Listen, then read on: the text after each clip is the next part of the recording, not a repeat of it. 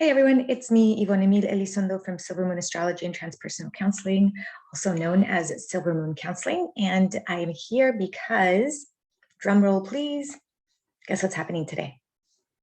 Mercury Retrograde officially starts. 6:28 p.m. I think it is. I have to double check that time this evening. And so we have been dealing with a station 2-turn retrograde Mercury, which means that it is the most powerful right as we speak, because when a planet is stationed, it is just kind of sitting there and it's super strong. So let's talk about what Mercury retrograde potentially means this time around. I'm going to show you the chart, give you some idea of how this, from my perspective, could manifest. And yeah, Mercury retrograde times are always times where we are called to redo, reestablish, reevaluate, read all sorts of stuff. So that we already know that, right? That's the general manifestation of Mercury retrograde. So here is Mercury. It's stationed 1 minute before it is supposed to go turn completely retrograde. And that is at 6:28 p.m. Yeah, see, I was pretty close. Tomorrow, June the 11th. Oh, wait, this is June the 11th. Today, Wednesday, June the 11th. Okay, so here we have Mercury. It is in Gemini. Now, ideally, if we were just looking at the Gemini Mercury placement, we would say, okay, this is probably about information and communication, which it is. But what I tend to do is take a look at the entirety of the chart for today, because that's really the energy that's coinciding with this Mercury turning retrograde. So we're going to look at what this means. The moon is highly involved in this Mercury retrograde because it is opposing Mars, Jupiter, and Neptune. And Mars and Neptune are in Pisces. And in this chart, you can barely tell, but Jupiter is actually in Aries, which I'm going to do a video about because that in of itself is important. So we have this energy of Saturn, and it's squaring the sun, the North Node, and Uranus in Taurus. So again, I just want to share my general opinions of what that means. And then the moon is connecting with trining with Pluto, retrograde in Capricorn. But do you see the beginning of this Mercury retrograde really involves this Virgo moon and how it's pulling on or anchoring all of this energy. And that's why I think it's important that we include all of this in there to get a really good idea of how this could potentially manifest. So let's talk about what Mercury retrograde in Gemini means. We'll start there. Mercury is at home in Gemini. Mercury is the messenger of the gods. It's about communication, travel, data, information. Okay, so, and when it's in Gemini, it's an air sign, so it's very mutable. It flows around very quickly. That's why people who have strong Gemini energy in their chart, they're usually pretty social. They tend to like to communicate, sometimes gossip, because it's about data and information, moving information around.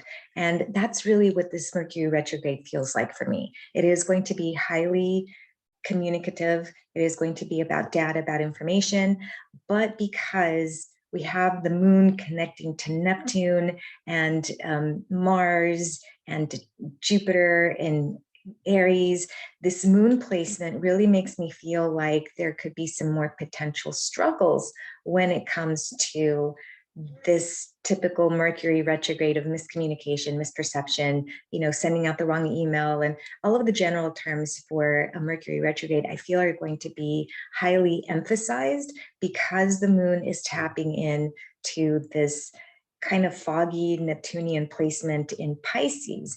And so that energy for me exacerbates the potential for miscommunication, misunderstanding, all of the misperceptions. And so what I would say is we need to be very mindful of how we are, first of all, perceiving ourselves in our own experience, but also how we may be putting ourselves out there. We want to be very, very mindful and very thorough and very self-aware of what we are putting out into the world the next 3 weeks, for sure. Now, this moon opposing Mars placement at the beginning of this Mercury retrograde makes me feel like that's where we're going to feel more of the frustration or irritability that comes along with some of these more exaggerated kind of, emotions. And I'm not trying to say, wow, you're exaggerating intentionally, maybe not, but it feels like this Mercury retrograde has the potential for flaring up more of the frustration and the irritation, and that in and of itself can create, this grandiosity of emotional, waves or movement, this Mercury retrograde. And it does have to deal with social aspects, right? Mercury retrograde can cause an increase in what we perceive as social anxiety. Now, the planet doesn't actually cause that, but what we see is the pattern of social anxiety tends to increase when Mercury retrograde, especially in Gemini, kicks in. Why?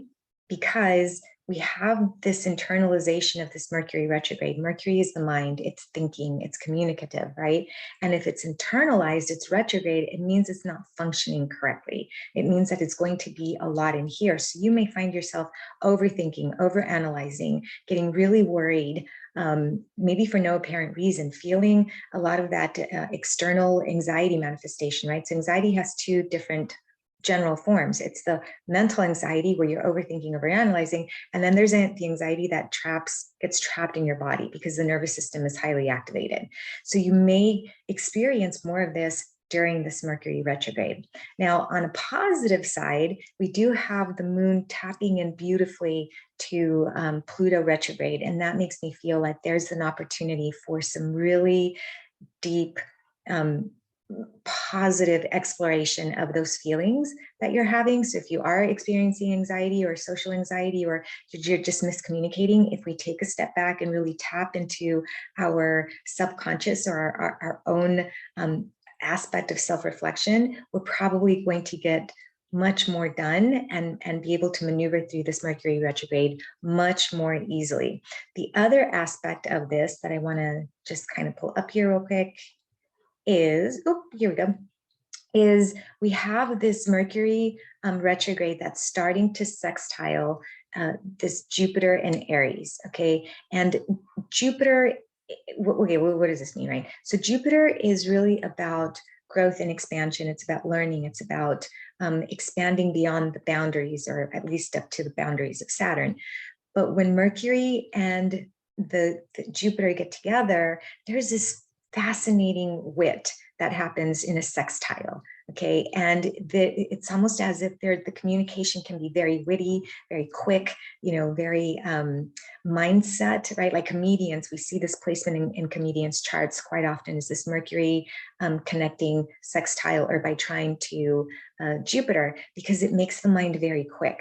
Now, this is a potential sweet spot for this Mercury retrograde if we can find one in any sort of retrograde, but we want to be very cautious because a lot of that Mercury retrograde doesn't function correctly. So you may find having to intentionally tap into understanding how quick or overanalyzing or just how fluid the mind becomes during this Mercury retrograde. And what I mean by that is sometimes too much fluidity, too much mutable movement air can cause overthinking or overanalyzing.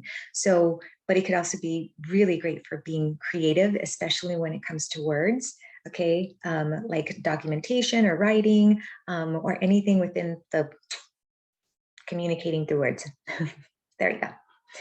So this is really important for Gemini people. You're probably going to feel this energy much more because it is happening in Gemini, but you're also going to be able to feel it in the mutable signs, which would be Pisces, it would be Sagittarius, and it would be Virgo, along with Gemini. Those of you that have those more mutable signs are probably going to feel this energy more. And again, it also just depends on where in your chart this energy is manifesting for you. Some people, it's manifesting in their 12th house. For some other people, it's manifesting in their second house of finances. So I need to be very cautious of looking over all of my statements for sure, because I don't want any miscommunication in that house of resources. So you kind of see, if you want to know exactly where this lands in your chart for the next 3 weeks, reach me out. Yep.